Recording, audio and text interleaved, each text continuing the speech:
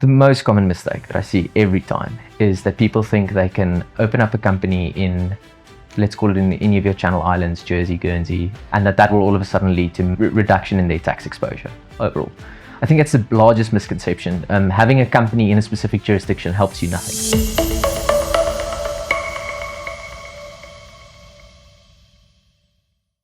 The practical part of it is you've got to think about the fact that you're operating in various different jurisdictions with cross-jurisdictionality that plays in, which means there are different rules that apply in different jurisdictions at different times, and they all have their own sort of unique impact and unique flavor that they add to your entire corporate structure.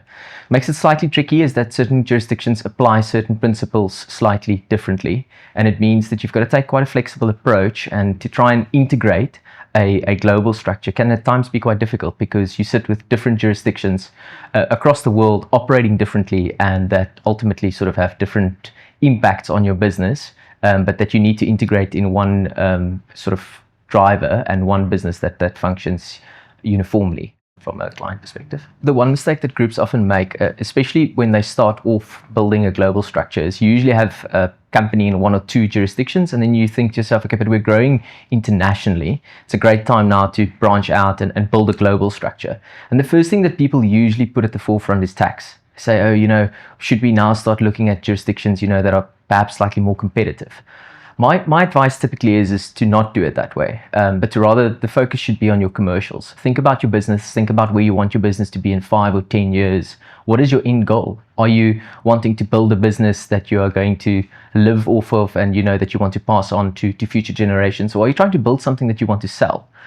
Those questions will ultimately inform where you go with your business, which jurisdictions you choose, and how you choose to operate with the business. Which means that ultimately what you do is you put your commercials at the forefront, and after that, within the realm of the commercials that you're trying to achieve, you work towards the tax and see how you can optimize your tax position within those commercials, rather than doing it the other way around, which is what a lot of people often do, and I think where people slip up slightly. One of the first things that businesses should do when they're building international structures for themselves and they're moving into different jurisdictions is it works quite well in the transfer pricing world. They call it a functional analysis, and I think that works from a business perspective as well. It's almost like a little business plan that you do for each specific jurisdiction to say, well, if we're going to be moving into that jurisdiction, what is it that we need in that specific jurisdiction from a resources perspective? What do we need from equipment, assets, people, buildings?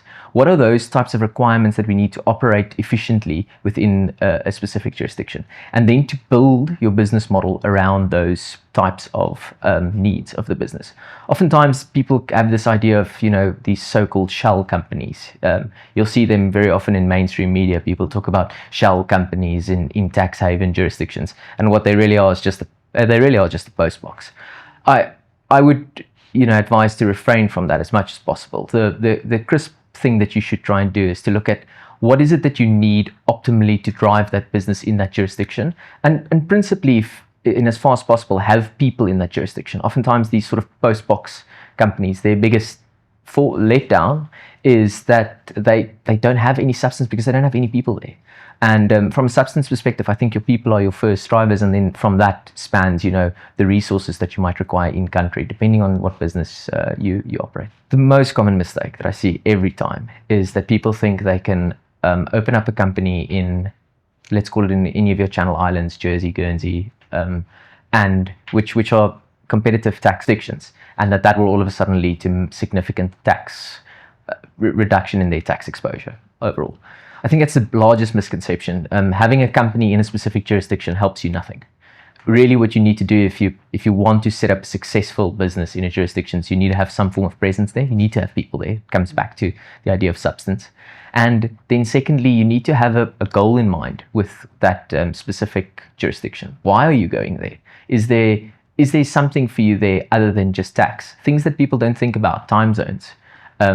If you're operating like in a Namibia, South African environment, English, is that something that's important to your business? Do you need people that can speak English fluently, and does your jurisdiction of choice offer that?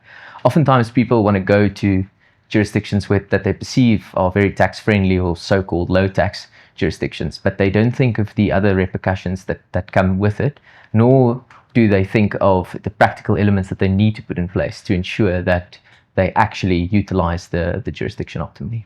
So the repatriation of profits typically involve, you've set up in let's call it in a multi-jurisdictional organization, you've set up in different countries, and at the end of the day, usually, how the perfect structure would look is that you'll have some form of holding company or holding structure that holds your assets in the across the various jurisdictions.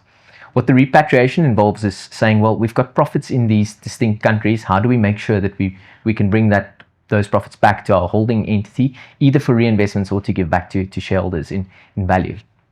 Two things that often happen there. The first is that's usually the form of bringing back those funds is usually in one of two ways. It's either dividends that flows from your underlying subsidiary to your holding company, or the repayment of loans. Oftentimes these subsidiaries are funded through debt. And so usually what you try and do is you try and clear the debt as quickly as possible. So repay that debt to your holding company or to your shareholders, and that effectively allows you to then start off on a clean slate.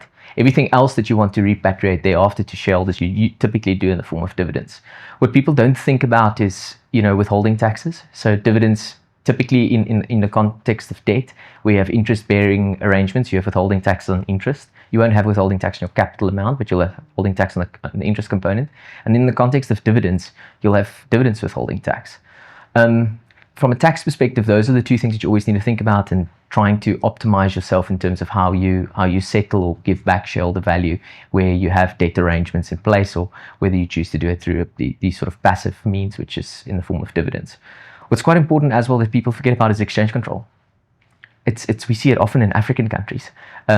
Sometimes it's not a question of wanting, how do we give shareholder value back? Do we repay our loan, or do we declare a dividend? It's how do we do it? Because exchange control oftentimes just blocks in certain cases blocks the repatriation of funds. And so that's quite a key before investing in a jurisdiction, putting your money in, trying to think about the long game, which is how do I get my money out. You need to think about exchange control, and you can't ignore that as a factor. An ideal structure, in my opinion, is a centralized holding company with subsidiaries in the different jurisdictions in which you operate, or a company that holds shares in companies that in the different jurisdictions in which the entity operates. So let's take, for example, we'll have great holding company jurisdiction just generally throughout the world is the United Kingdom. Why? The UK is a very reputable jurisdiction. It stays pretty consistent over time, and it doesn't have dividends with withholding tax, making it quite a good jurisdiction as a holding entity. It will then hold shares in the different entities that operate throughout the world. So let's say you are in a mining industry and you operate in 3 African countries. Your perfect structure would be to have a holding company in the UK that owns shares in the different countries, and owns shares that are in companies that are incorporated in the different countries in which you operate. Additionally, things you want to think about, you've mentioned it now, is IPCO, your IP. My suggestion would typically be to have that housed in a separate entity held by the holding company. Why do I say that? Well, oftentimes it may be that companies build up substantial value in their IP, and that's something that they might want to sell. And having that in a holding company is not necessarily ideal, because you've got it cross-mixed with other classes of assets. Additionally, having a centralized holding company is useful not only for reinvesting throughout your different jurisdictions or into new jurisdictions, but also for bringing in shareholders. It provides a central point in which all your shareholders can really effectively share and take part in the business as a whole, with that holding company being sort of the nest egg, the vehicle that holds all the assets throughout the world. In conclusion, when you're looking at an international structure, I typically say to clients, you're looking at 4 to 5 big ticket items. The first is you're looking at the treaty networks that exist between your different entities or the different jurisdictions in which you are operating, and how strong those treaty networks are, and what their relationship is between the different countries.